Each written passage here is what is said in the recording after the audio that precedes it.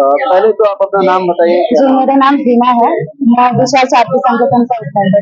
अच्छा, तो आपने ये जो संघर्ष शुरू किया है जंतर मंतर पे जो सीजेपी है स्टूडेंट प्रोटेस्ट उनके समर्थन में संघर्ष शुरू किया है, इस संघर्ष में कितनी बाधाएं देखने को मिल रही है आपको? बाधाएं तो रुक ही नहीं रही है, पर ये बाधाएं ही है जो स्टूडेंट के स्पिरिट को भी और कायम कर रहे हैं। जैसे सेंटर में तो हम देख ही रहे हैं क्या क्या हो रहा है। स्टूडेंट्स पर लाठीचार्ज बरसाया जा रहा है, वाटर कैनन बरसाया जा रहा है, शायद गलत गंत भी है, मुझे पता नहीं है, पर तमाम तरीका हर जो काम पॉसिबल है वो यूज कर रहे हैं। तो पर ताजुब की बात यह है कि हम एक कांग्रेस लेड स्टेट में जीते हैं, तो यहाँ पे भी आज मेरे ही जो दिशा का ही एक मेंबर है महिपाल, उनको आज सिविलियन क्लोथ में आके रैंडमली वो खाना खाने के लिए बाहर निकले थे और उनको उठा के ले गए पुलिस, ओयू के पुलिस ले गए थे। और उनका गलती क्या था? कुछ भी नहीं था। कल हमने प्रोटेस्ट में पार्टिसिपेट किया, हम मेन ऑर्गेनाइजर भी नहीं थे। ऑर्गेनाइजर होते भी तो हमें कोई शर्म नहीं लगे इंस्पायर करने में, पर सिर्फ हमें टारगेट करके हमारे एक मेंबर को ले गए और हम उसका एक एग्जाम था आज। वो बंदा बिना पढ़ाई के लिए अपना पूरी रात बैठ के पढ़ाई नहीं कर रहा था, वो पूरी रात बैठ के प्रोटेस्ट के लिए आज यहाँ धरना चौक आके वो वापस जाके एग्जाम देने वाला था, इसका तैयारी कर रहा था, वो प्लेकार्ड बनाने में मदद कर रहे थे, लोगों को पोस्टर भेज रहा था आओ। आज हम जब पुलिस स्टेशन गए कि कहाँ है हमारे दोस्त, बोले कि है छोड़ देंगे। तो हम पूछे क्यों है इधर, बोले छोड़ देंगे। नहीं है क्यों? 1 घंटा भी 2 घंटा भी वो इधर क्यों है, उसने क्या गलती किया है? तो उन्होंने बोला कि उकसा रहा है, वो लोगों को इधर उधर जाके बुला रहा है।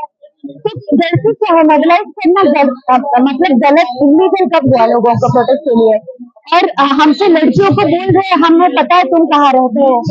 मैं पूछी मतलब बोले कि आपको क्यों पता मैं कहाँ रहती हूँ, मतलब मैं तो फीमेल हूँ, आप मुझसे ऐसे बात कर रहे तो मुझे फिर ये सब कार्ड इधर मत निकालो, कार्ड है ये मत, क्या एक जेन्युइन डर नहीं है?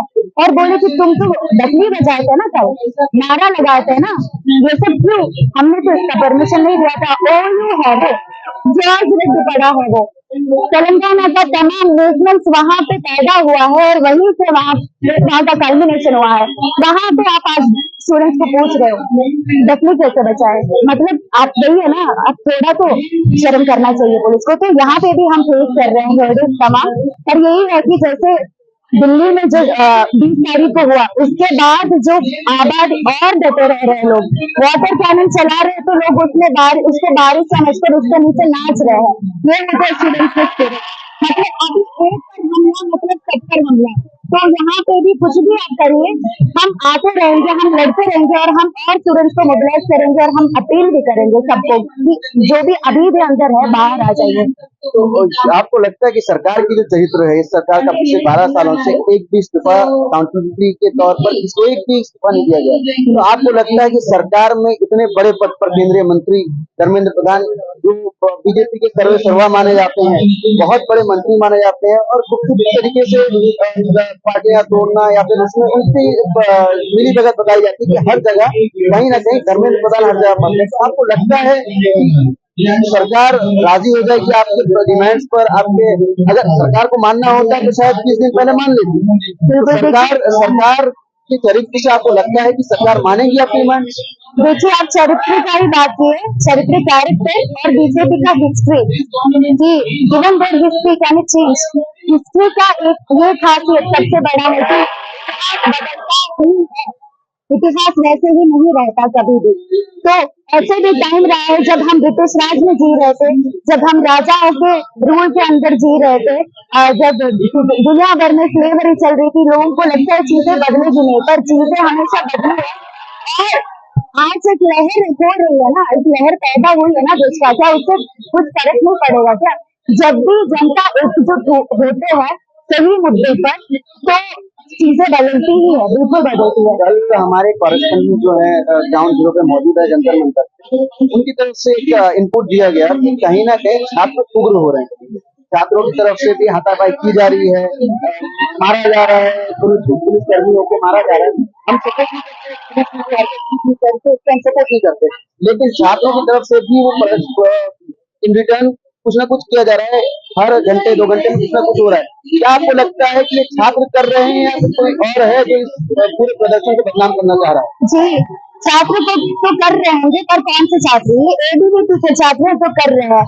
आपने शायद ये भी वीडियो देखा होगा, जो एबीवीपी के गुंडे हैं, स्टिक पकड़ के आए हैं कि सीपी में घूम रहे थे कनॉट प्लेस में पूरा। हम दिखाएंगे अभी पुलिस की क्या जरूरत है। तुम पूछ रहे सिविलियन प्लेस में कौन है? हम हैं। क्या करेंगे यहाँ?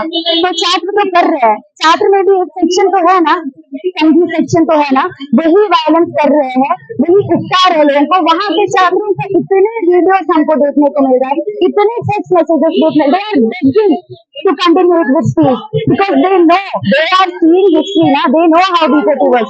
Already पाकिस्तान वगैरह का लिंक आ चुका है, तो जनता बेवकूफ नहीं है ना, खुद के पैर पे कुल्हाड़ी क्यों मारेगी? अगर किसी को गुस्सा भी आएगा वो अभी थामेगा खुद को, क्योंकि everybody wants this fight to end in Dharmendra Pradhan resignation and to end in the scrapping of NTA. तो छात्रों के लिए क्या मैसेज है आपका? छात्रों के लिए वही मैसेज है पूरी दुनिया के कि डटे रहो, हम भी डटे रहेंगे, ये फाइट चलता रहेगा। स्लोगन एक आपका स्लोगन लोगों के अंदर, एक छात्रों के अंदर एक ऊर्जा देती है। कल भी हमने सुना था और आज भी यहाँ पर सुना है कि कोई स्लोगन हो जाए जो छात्रों के लिए एक ऊर्जावान slogan.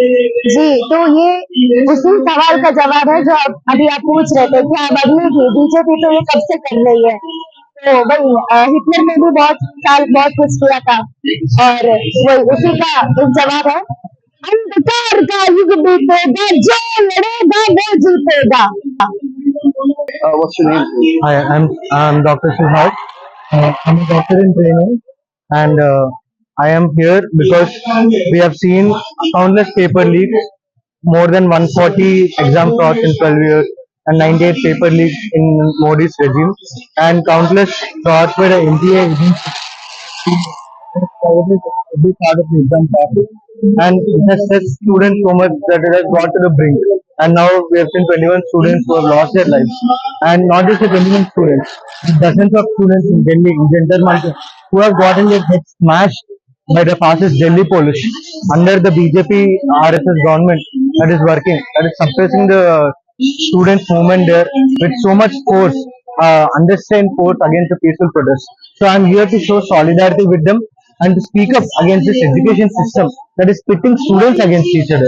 There are 1 lakh students, 1 lakh seats in NEET, 22 lakh students are applying. How is this fair? And so many students cannot even afford coaching classes, cannot even afford top colleges and schools. So for this, we also demand that education should be free and equal to all. As part of an organization called Progressive Doctors League, we believe that it should be a fundamental right for everybody to have education, and in the same way, healthcare should also be everybody's right.